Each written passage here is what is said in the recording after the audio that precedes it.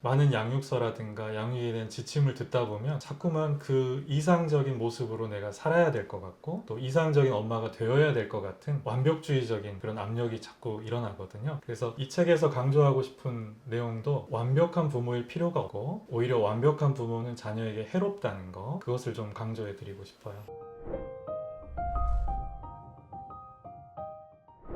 눈에 보이는 성과나 눈에 보이는 결과에만 모두가 시선을 돌리면 가장 효과적인 길을 가도록 하는 게 맞아요. 그렇지만 눈에 보이지 않는 아이의 마음이 성장하도록 하기 위해서는 아이에게 실수할 수 있는 경험을 허용해야 된다는 거죠. 그게 여기에 계신 부모님들에게 가장 드리고 싶은 말씀인 거죠. 그렇습니다. 우리가 결국 자녀를 잘 기른다는 것은 자녀가 행복하게 사는 것일 거예요. 근데 자녀가 행복하게 살기 위해서는 자신에 대한 믿음, 또 자신의 선택에 대한 확신이 필요하거든요. 근데 우리가 그것을 갖기까지는 자녀도 시행착오라는 성장의 과정을 허용해야 한다는 거죠. 내가 만약에 열등감을 가지고 있어요. 근데 그 열등감이 자녀에게 나도 모르게 전달될 수 있는 거잖아요. 근데 문제는 부모님이 자신의 무의식에서 열등감이 있는지를 모르는 거죠. 부모님의 입장에서 내가 어떤 종류의 자존감과 열등감을 가지고 있는지 체크를 해야 되지 않을까요? 되게 우리가 자존감이 불안정해질 때가 있어요. 우리는 하루에도 정말 수십 번 자존감의 상처를 경험해요. 그래서 모두가 자존감의 상처로부터 자유롭지 못한데 자존감에서 회복하는 것은 사람들마다 다릅니다. 근데 제가 보면은 자존감의 상처를 받았을 때 두 가지 방향으로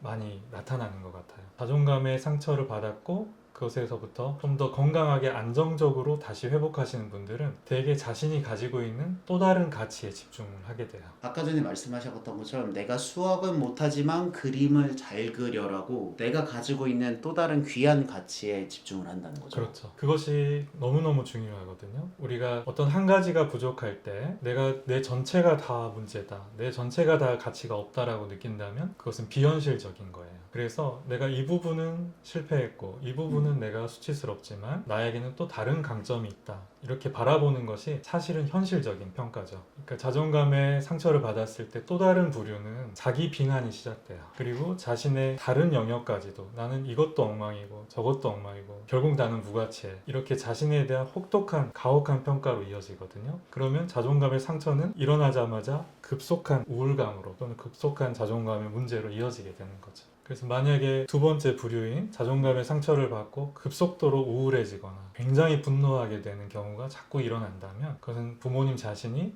내가 자존감의 회복에 뭔가 문제가 있다, 이것이 이제 의식적으로는 안 하려고 해도 자꾸만 그런 현상이 일어난다면 나의 무의식에서 나를 너무 가혹하게, 나를 너무 엄격하게 평가하는 그런 마음이 존재한다, 이렇게 자신을 돌아볼 필요가 있죠. 저는 이 말씀은 굉장히 중요한 게 나 혼자 끝나면 이거 안 하면 내가 그냥 고생하면 되는 건데 문제는 내가 가지고 있는 템플릿이 자녀에게 전달이 되면 내가 극복 못했던 문제들을 자녀도 똑같이 경험할 수 있게 되는 거잖아요. 그렇죠. 그래서 자존감의 문제는 대물림이 되는 것이 저는 맞다고 믿어요. 근데 이제 제가 이렇게 자주 관찰할 수 있었던 건 뭐냐면 자존감이 불안정해지면 부모님들은 현실에 대한 판단이 일시적으로 흔들려요. 자존감이 낮아지고 열등감이 심해지면 현실이 훨씬 더 위험하고 불안정하게 느껴지고 자녀의 모습도 현실의 자녀보다 훨씬 더 부족한 존재로 보이게 돼요. 왜냐하면 내가 스스로 나를 바라보는 시선이 낮아졌기 때문에 내가 그 눈으로 바라보는 자녀도 원래보다 낮아지게 보인다는 그렇죠. 거죠. 맞습니다. 그렇기 때문에 자녀를 더 비난하고 더 믿지 못하고 더 통제하게 되는 안타까운 일이 발생하게 돼요. 그러면 자녀는 그 상처를 고스란히 받고 점차 그 엄마가 자신을 바라보는 이미지를 자신의 정체성으로 가져가게 된다는 거죠. 그러면 정말 교육이 부모하기 나름이다라는 말이 우리가 흔히 했던 거지만 정신의학의 관점에서 보면 그 말이 실제네요. 네. 내가 가지고 있는 무의식이 전달이 되니까요. 그렇죠. 제가 최근에 소아정신과 교수님한테 들었던 게 풀 배터리라는 검사를 받아보면 우리 자녀의 상태를 전반적으로 볼 수 있습니다 라고 조언을 들었거든요. 네. 그런 것처럼 성인이 내가 부모로서 우리 자녀에게 적정한 수준의 자존감을 물려주고 있는지 확인할 수 있는 뭔가 테스트나 검사지 같은 게 있나요? 검사에 있어서는 저는 이제 방금 말씀하신 풀 배터리 검사 중에서 그 안에 보면은 투사법 검사라는 부분이 있습니다. 그게 뭐냐면 그게 무의식을 투영하는 검사가 있거든요. 이제 그것이 원하시는 분들도 있어요. 그냥 자신의 심리 상태나 무의식에 대해서 이해하고 싶어서 그런 심리 검사 또는 투사법 검사를 검사를 받아보고 싶다고 저를 찾아오시는 분들도 있습니다. 그러면 자신이 가지고 있는 심리적인 현실을 어떤 검사 도구를 통해서 투영해서 그것을 확인하고 조금 더 정리해서 보여드릴 수가 있는 거죠. 그러니까 자신의 마음의 상태를 완전히 정확하진 않겠지만 어느 정도인지 가늠할 수 있는 검사들이 있다는 거죠. 그렇죠.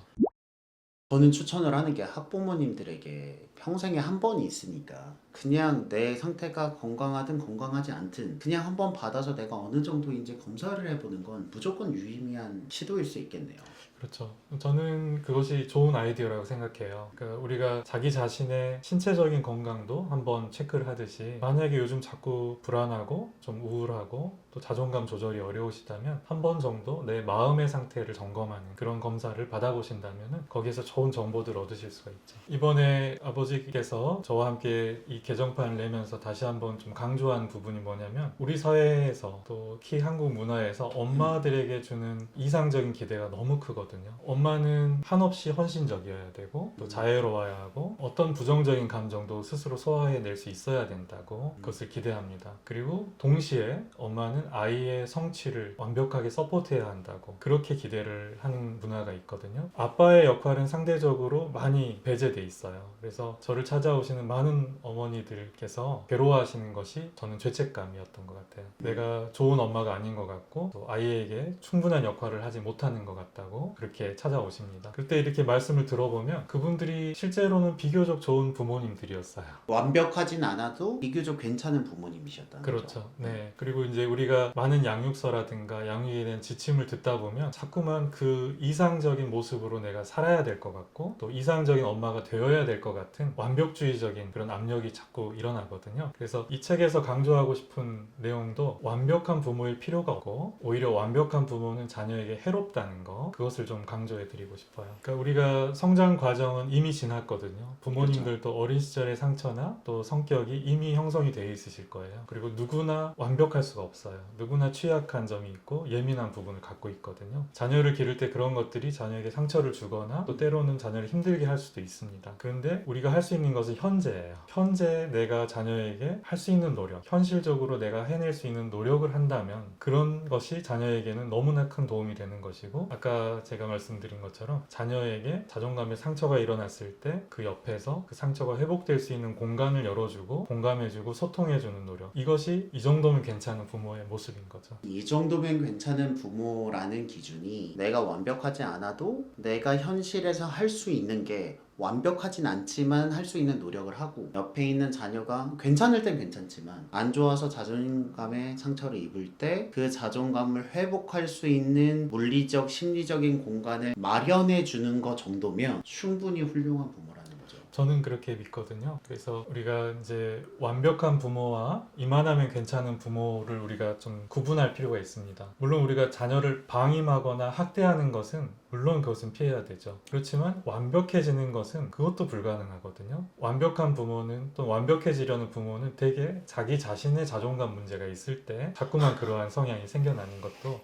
사실이에요. 제가 보면 이만하면 좋은 부모들의 좀 특징적인 모습들이 몇 가지 있는데요. 첫 번째는 자신의 불완전함에 대해서 별로 신경 쓰지 않아요. 자신을 용서하는 특징이 있어요. 내가 내 자신을 허용하고 용서하고 그리고 내가 불완전했던 것에 대해서 인정하고 때로는 자녀에게 사과할 수 있거든요. 그때 엄마가 이건 좀 실수했어 라고 말하고 그 다음엔 내가 이렇게 해볼게 라고 말하는 거죠. 이러한 특징이 이만하면 괜찮은 부모에게서 자주 발견되는 모습입니다. 그게 되게 와닿는 게 어쨌든 부모님도 불안정한 존재이기 때문에 내가 그 불안정한 부분이 있음을 수용을 해야 자녀에게 있는 불안정한 부분을 인정하고 보듬어 줄 수 있다는 거죠. 그렇죠. 또 이만하면 괜찮은 부모의 또 두 번째 중요한 특징은 자녀를 자녀 자체로 인정해주는 특징이 있어요. 프라이버시랑 같은 그렇죠. 말씀이네요. 엄마와 아이는 한 몸이었지만 점점점 분리되고 분리된 존재가 되어 가거든요. 어느 시점에서는 아이는 아이만의 개성과 마음을 가진 존재가 되어 있을 거예요. 그럴 때 엄마는 그것을 나와 다르고 내가 이해할 수 없더라도 그것을 허용하고 인정해 주는 거 이것이 어렵지만 매우 중요하죠.